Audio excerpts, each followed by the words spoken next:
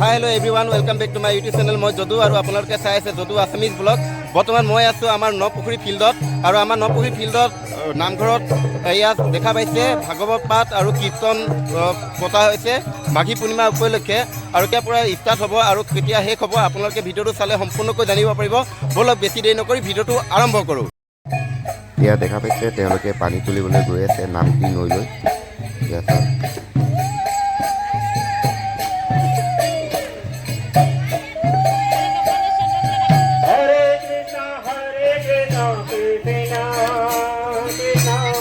Hare Hare Hare Rama Hare Rama Rama Rama Hare Hare Hare Krishna Krishna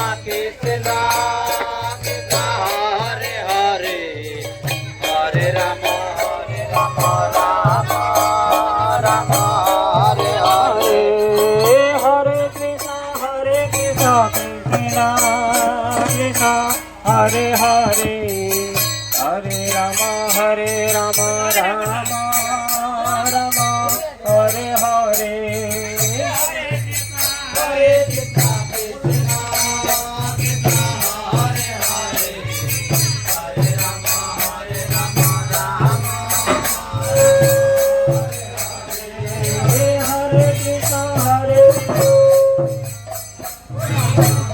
Krishna Krishna Krishna Hare Hare Hare Rama Rama Rama Hare Hare Krishna Hare Krishna Krishna।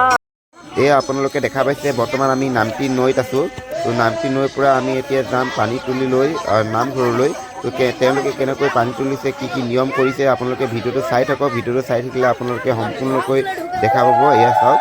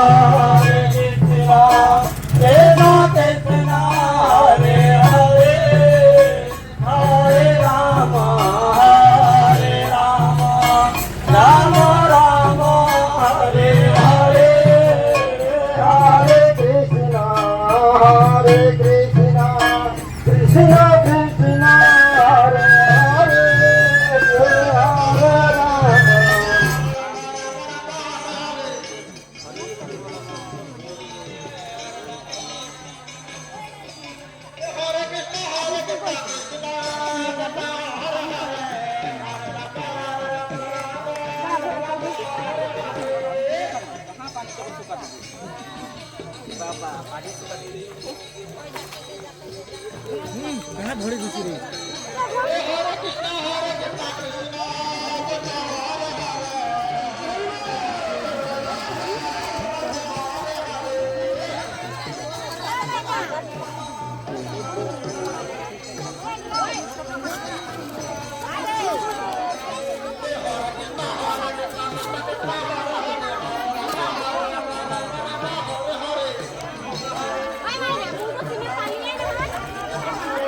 Hare সেয়া আপোনালোকে দেখা পাইছে এওঁলোকে বৰ্তমান নামটি নৈৰ পৰা পানী তুলি গৈ আছে আৰু আপোনালোকে বৰ্তমান ভিডিঅ'টো ক'ৰ পৰা চাই আছে কমেণ্ট কৰি কমেণ্ট বক্সত জনাব আৰু লগতে লাইক কমেণ্ট ছাবস্ক্ৰাইব কৰিব নাপাহৰিব।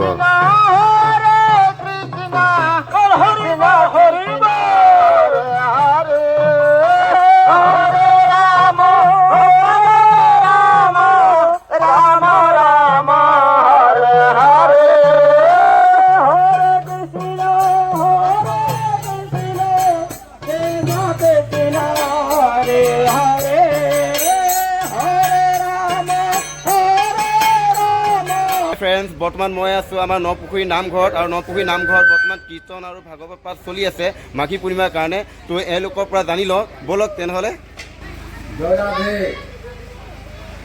আমি এই মাঘী পূৰ্ণিমা কীৰ্তনটো নাম কীৰ্তন পাতিছোঁ, বহুত অতীতৰ পৰা কৰি আহিছোঁ, আমাৰ ককা দেউতাহঁতে কৰি আহিছিলে, গতিকে আজিও সেই নাম কীৰ্তনটো আমি পালন কৰি আহি আছোঁ। গতিকে আগৰ থাকি আমি এই বছৰ বেছিকৈ দীঘলীয়া কৰি লৈছোঁ কাৰ্যসূচীটো। গতিকে আমাৰ আজি কাৰ্যসূচীটো আমাৰ 9 দিনীয়া কাৰ্যসূচী। আজি 2025 4 ফেব্ৰুৱাৰীৰ পৰা আৰম্ভ হ'ব আৰু 12 তাৰিখে সমাপ্ত হ'ব। গতিকে আমি আজি ৰাতিপুৱা প্ৰথম প্ৰভাতী কীৰ্তন কৰিলোঁ। প্ৰভাতী কীৰ্তন কৰি আহি ঘৰত এতিয়া গংগা আহ্বান কৰিবলৈ গ'লোঁ, নৈত পানী তুলিবলৈ। তাৰ পৰা পানী তুলি আহি আমি এতিয়া আমাৰ নিয়ম আছে অধিবাস কীৰ্তন, তুলসী পূজন, কৃষ্ণ সেৱা, এইবিলাক নীতি নিয়ম কৰি তাৰপাছত আমি অধিবাস কীৰ্তন কৰি পেলাই আৰু আমি প্ৰসাদ চসাদ খাই বিৰতি থাকিব।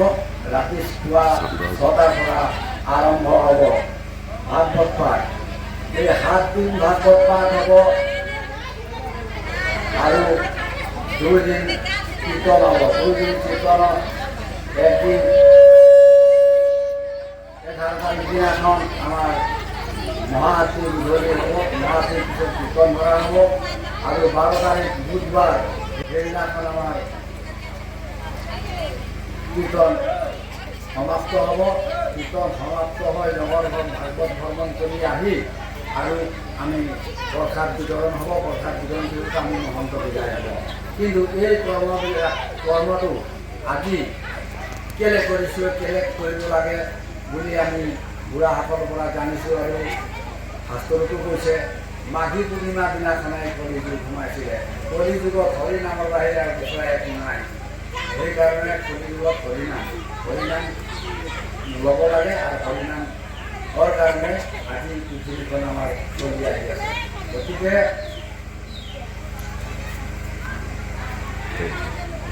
এই হৰিনামটো আমি লৈ আহি আছোঁ। গতিকে ইমানতে গ'লোঁ মই আৰু ধন্যবাদ। মোৰ নাম মোহন সিং গোহাঁই। আজি আমাৰ এই নপুখুৰী অঞ্চলত আমাৰ এই নাম কীৰ্তন পাঠ ভাগৱত আৰম্ভ হ'ব। আৰম্ভ হ'ব, তাৰপিছতে দিনত বাল্যভোগ হ'ব, গধূলি আকৌ আমাৰ নৈবেদ্য ভোগ হ'ব। ইভাগে আমাৰ 7 দিন ভাগৱত পাঠ চলিব। তাৰপিছতে আমাৰ মঙলবাৰ দিনা 7 দিনৰ পিছত মঙলবাৰ দিনা গধূলি সমাপ্তি হ'ব। তাৰপিছতে কীৰ্তন আৰম্ভ হ'ব। কীৰ্তন আৰম্ভ হ'ব মানে 24 ঘণ্টা কীৰ্তনটো চলিব আৰু দিনত অন্নভোগ দি পেলাই আমি এই কীৰ্তনটো সমাপ্ত কৰিম। কিন্তু আমাৰ এইটো কাৰ্যসূচী এই বছৰ অলপ বহলভাৱে আমি কৰিবলৈ ৰাইজেও কৈছোঁ যে এইবিলাক বহলভাৱে কৰা হ'ব। গতিকে ঠিক আছে বাৰু, খুব ভাল হৈছে কথাটো।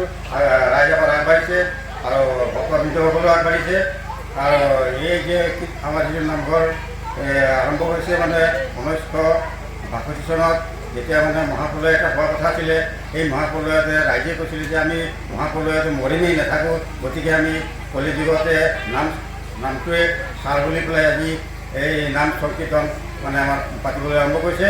নাম লৈ লৈ মৰিম এই বুলি পেলাই মানে বুঢ়াসকলে এই নাম কীৰ্তন আৰম্ভ কৰিলে তেতিয়া আমি বহুতৰ পৰা জানিব পাৰিলোঁ যে ৰাইজৰ পৰা জানিব পাৰিলোঁ ভক্তসকলৰ পৰা জানিব পাৰিলোঁ যে হৰিৰ নাম এব কেৱলম হৰৌ নাচ কেৱনাথ এই কলি যুগত নামেই পাঠ কৰিব নামৰ বাহিৰে আন একো নাই। গতিকে আমাৰ ৰাইজে ভক্তবৃন্দসকলে সবেই এই নামটোত আগবাঢ়িছে। সেইকাৰণে আপোনালোকক সকলোকে ভক্তবৃন্দসকলক আমি আমন্ত্ৰণ কৰিছোঁ যে পাৰিলে আমাক সহযোগ দিব, আহিব, ভাগৱত পাঠ হ'ব, শুনিব আৰু প্ৰসাদ বিতৰণ হ'ব, প্ৰসাদ ল'ব। ইমানতে কৈ মই ধন্যবাদ দিছোঁ চবকে আৰু নমস্কাৰ। জয় ৰাধে। আমাৰ আৰু এজন কৃষ্ণ ভকত আছে, তাৰ বিষয়ে তাৰ পৰা অলপ জানিব বিচাৰিছোঁ। মাঘী পূৰ্ণিমাৰ বিষয়ে কেনেকৈ পাতে, কি কৰে বস্তুটো তাৰ বিষয়ৰ পৰা আমি জানিব বিচাৰিছোঁ। আমাৰ ভূপেন মোদী কৃষ্ণ ভকত যিজন আছে তাৰ পৰা অলপ জানিব বিচাৰিছোঁ। ৰাধে ৰাধে। আমাৰ এই মাঘী পূৰ্ণিমাটো আজি নহয়, অতীজৰ যুগৰ পৰাই চলি আহিছে আৰু এই মাঘী পূৰ্ণিমাটো 2025 বৰ্ষত 4 ফেব্ৰুৱাৰীৰ পৰা আৰম্ভ হৈ 12 ফেব্ৰুৱাৰীলৈকে চলি থাকিব। আমাৰ 7 দিন ধৰি শ্ৰীমদ ভাগৱত পাঠ চলিব। তাৰপিছত আমাৰ 24 ঘণ্টা নাম কীৰ্তন চলিব। এই অলপ আগতে আমাৰ জ্যেষ্ঠ এজনে কৈছিলে যে হৰে নামাৰ্ব এবে কেৱলম কৰো নাস্তিব গতি নথা। এই কলি যুগত কেৱল ভগৱান শ্ৰীকৃষ্ণৰ নামেই একমাত্ৰ গতি। গতিকে আমি এই ভগৱান নাম কীৰ্তন ভক্তি উৎসৱ পালন কৰি আহিছোঁ, আগৰ পৰাই কৰি আহিছোঁ আৰু ভৱিষ্যতো কৰি থাকিম বুলি সকলো ভক্তবৃন্দক এই অনুষ্ঠানটোলৈ আমন্ত্ৰণ কৰিছোঁ, যাতে সকলোৰে মনত ভক্তিভাৱ জাগৃত হওক আৰু এই কৃষ্ণ ভক্তিৰ পথত সকলোৱে একেলগে হাত ধৰা ধৰি হৈ আগবাঢ়ি যাম। এই কৈ মই মোৰ সমূহ বক্তব্য সামৰণি মাৰিলোঁ। এই ভিডিঅ'টো চাই আপোনালোকে যদি ভাল পায় তেনেহ'লে লাইক, ছাবস্ক্ৰাইব, কমেণ্ট কৰিব আৰু বেল আইকনটো দবাই দিব। ধন্যবাদ।